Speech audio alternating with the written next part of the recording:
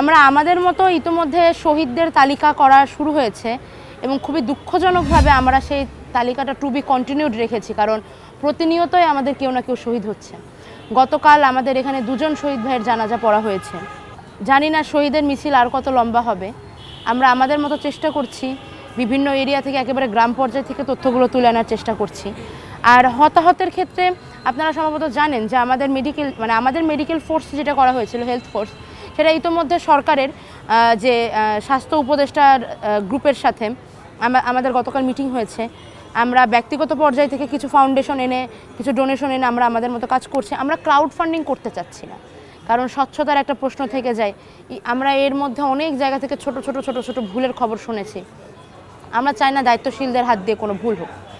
আর সরকারের সঙ্গে মেডিকেল টিমের কোলাবোরেশনের পর আমরা এখন আশা করছি যে হয়তো আমরা আরও দ্রুত আমরা যতদূর সম্ভব আহত ছাত্র এবং জনতার পাশে গিয়ে দাঁড়াতে পারব। রাস্তায় দাঁড়িয়ে মার খাওয়া এগুলা হচ্ছে তারুণ্যের জোশ। আমাদের এই বয়সে মরার ভয়টা থাকে না, কিন্তু না মরে বেঁচে থাকতে থাকতে ওই বয়সে যেতে যেতে জীবন যুদ্ধের অভিজ্ঞতা জমা হয় মানুষের মধ্যে।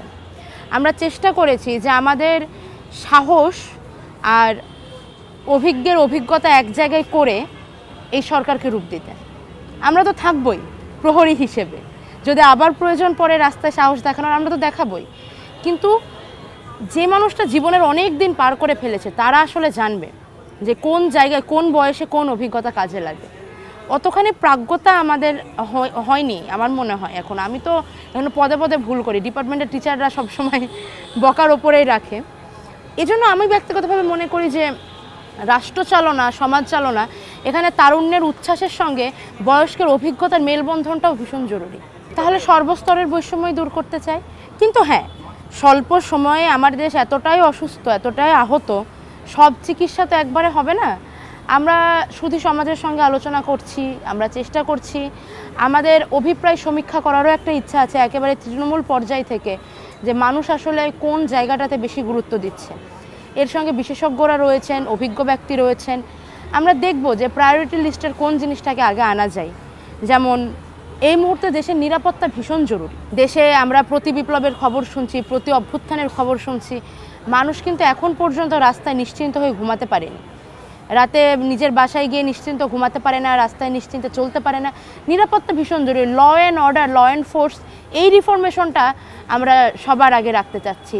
তারপরে ধীরে ধীরে অন্য জিনিসগুলো হয়তো আসবে। খুবই দুঃখজনক, তার থেকেও বেশি খুবই লজ্জাজনক। আসলে দেখুন, আন্দোলনটা শুরু হয়েছিল 6 জনকে নিয়ে, এখন তো সারা দেশ এই আন্দোলনের অংশ। তো আসলে এত মানুষের মধ্যে সমন্বয় মেনটেন করা খুবই কঠিন।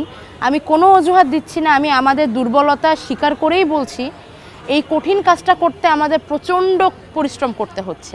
আমরা যথাসাধ্য চেষ্টা করে যাচ্ছি। আমরা 5 তারিখের আগে পর্যন্ত যত কমিটি দেওয়া হয়েছিল সেগুলো রেখে পরবর্তীতে যত ভুয়া কমিটি দেওয়া হয়েছে সেগুলোকে আমরা বিলুপ্ত ঘোষণা করেছি। আমাদের আজকেও কিছু টিম গঠন হয়েছে যারা একেবারে তৃণমূল পর্যায়ে গিয়ে এই জিনিসগুলো ঠিকঠাক করবে, দেখবে। আর কিছু সমন্বয়কদের বিরুদ্ধে চাঁদার অভিযোগ বা অন্যায়ের সাথে জড়িত থাকার অভিযোগ রয়েছে। এক্ষেত্রে আমাদের বক্তব্য খুবই স্পষ্ট। অন্যায়কারীর একটাই পরিচয়, সে অন্যায়কারী। সে কি করেছে, সে কোন পরিচয়ের, এগুলা না দেখে অন্যায়কারীকে আইনের হাতে তুলে দিন, তার বিচার নিশ্চিত।